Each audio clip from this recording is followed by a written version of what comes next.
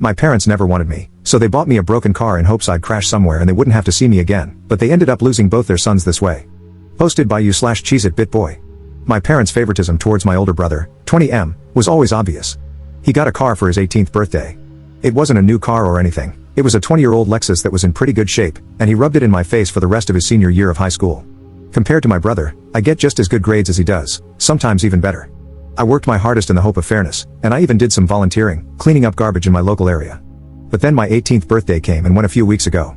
The only thing I wanted, the only thing I was hoping for, was a car. I wasn't expecting something like a new car or a sporty car, just something reliable like my brother got. But the party wasn't anything like my brother's 18th. For his 18th, my mom baked the cake herself. It was a delicious layered chocolate pudding cake. For mine, I got a sheet cake from the supermarket. For his party, they got a DJ. For mine, it was my dad's old boombox with a couple of mixed CDs. We went through the whole party, and I figured my parents might have just been waiting to spring a surprise gift on me. But that didn't happen. I asked them as things were wrapping up why there was no car when my brother got one, and they said they felt like he'd worked harder for it. I asked what he did that I didn't do because I did all of that and more. My grandma was nearby and heard everything. She then asked them why as well. She ended up lecturing my parents, saying she was extremely disappointed in them for showing favoritism. Then she proceeded to announce to everyone still there that my parents thought it was fine to get their firstborn son a car and a DJ, but not their second. She even pointed out how much harder my parents tried for my brother's 18th birthday than they had for mine. My uncle was the first to stand up and say something, followed by everyone else who hadn't left yet. I ended up just walking away and going to my room to sit and think. I got a few apology calls from relatives, and my grandparents convinced me to go out with them for the evening.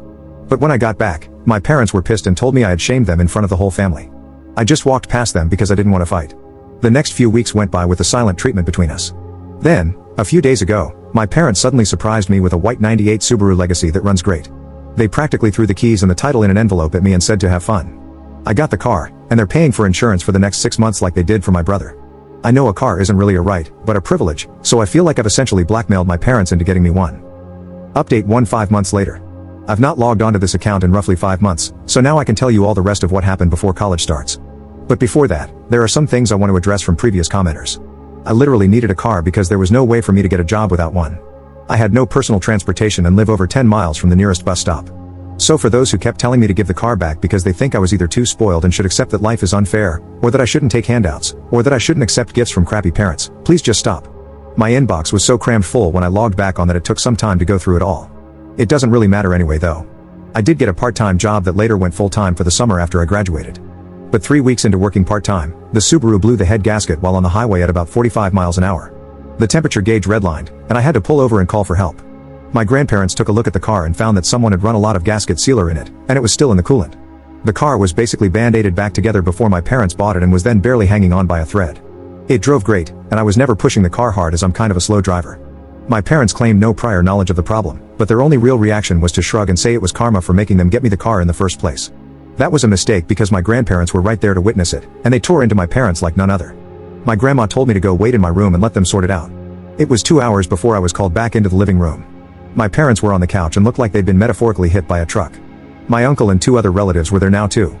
My grandparents had gotten it out of them that when they bought the car, they just looked for the cheapest thing they could find close to the area that still ran and bought it, no questions asked. They didn't even bother to inspect the car, let alone properly read the ad for it. My uncle, who knows a thing or two about cars, told me that the engine would basically need to be rebuilt because the head gasket warped the block, and it would cost more than the car is worth to fix it.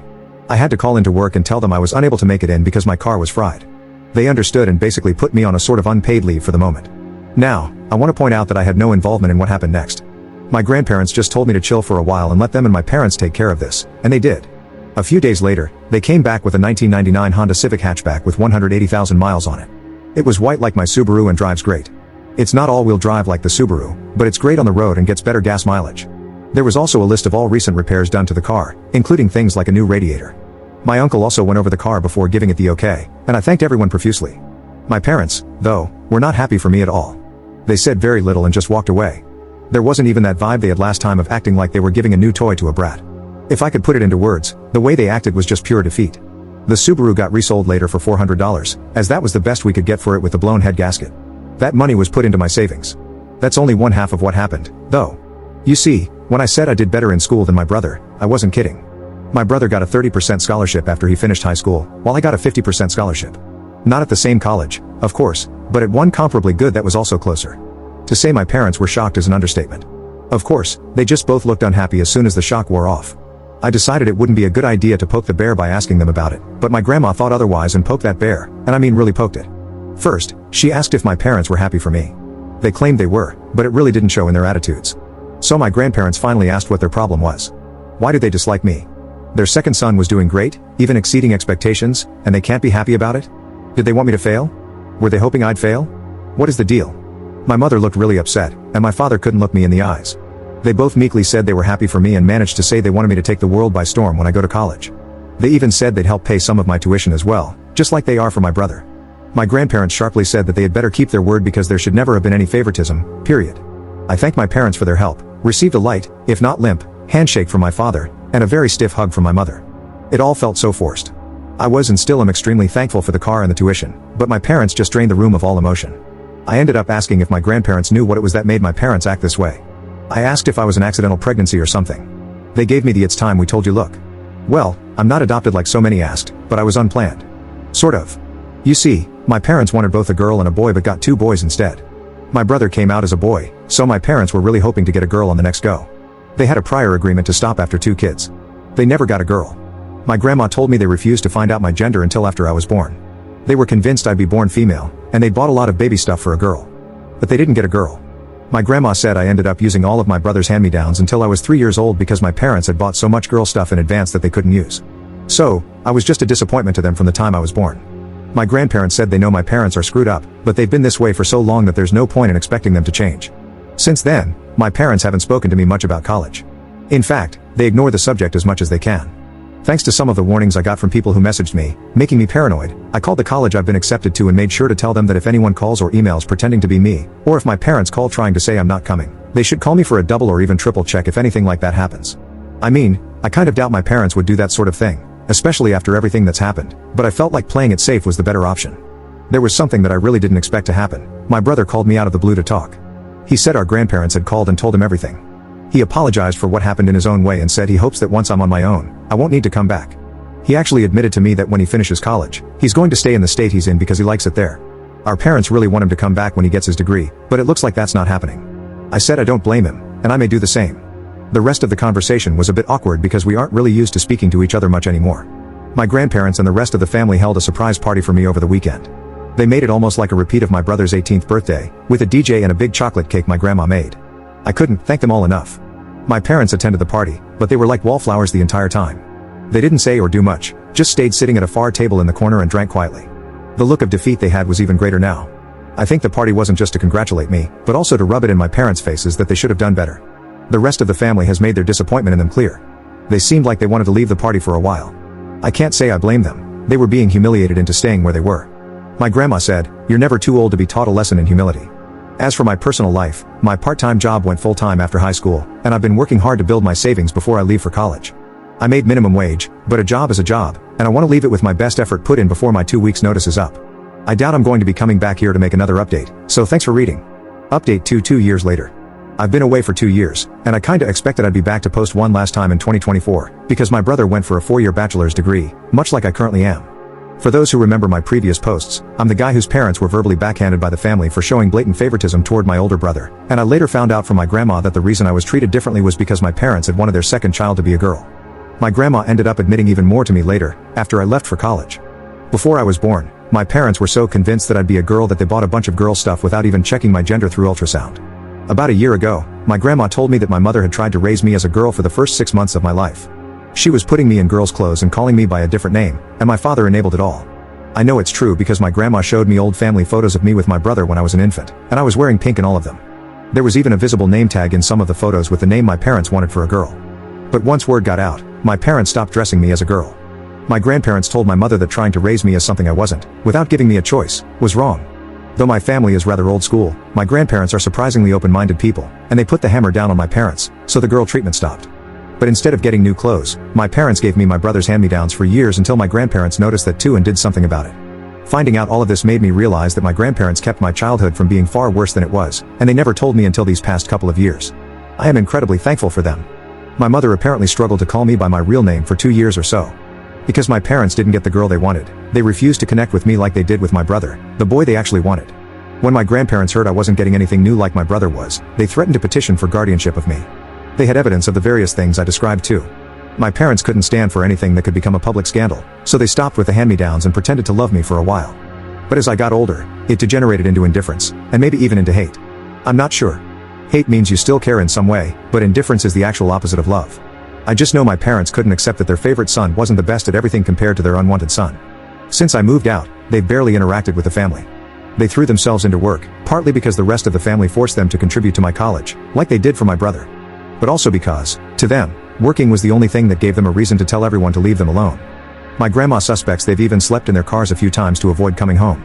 I only saw my parents at Christmas at my uncle's house for the past couple of years, and they barely even spoke to me.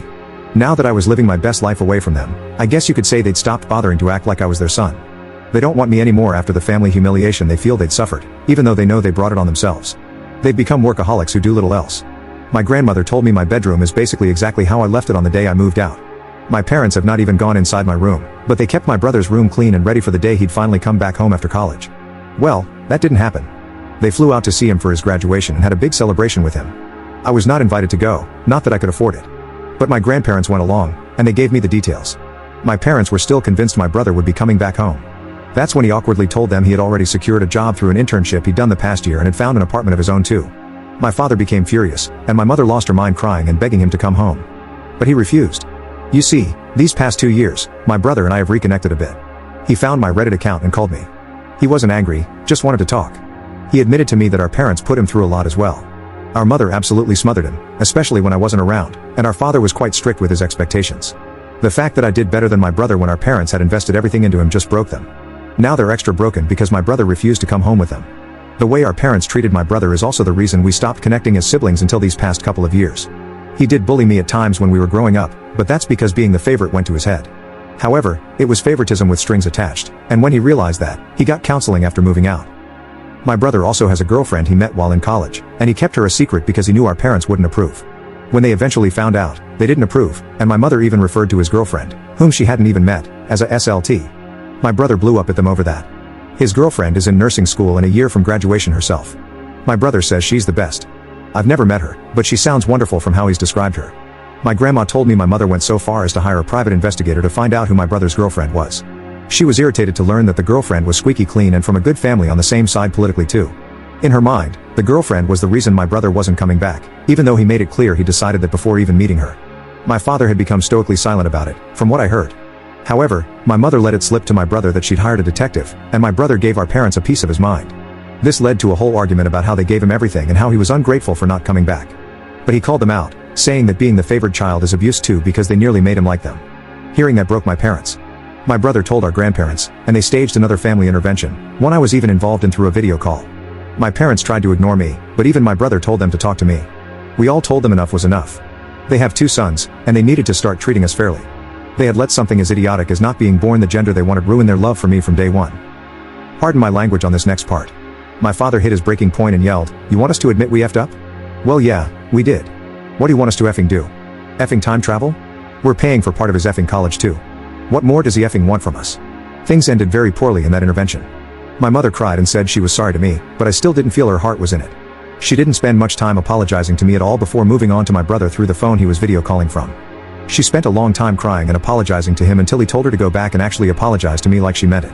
That's when my father grabbed the phone and shut it off. Then he just sat down and told everyone to leave. The last thing my grandparents said to my parents was that they were so disappointed in them, and that maybe losing both sons would show them they should never have favored one. Right now, my parents are not on speaking terms with the rest of the family. My grandma heard a rumor they might be planning to move, but they have a paid-off country house and great careers.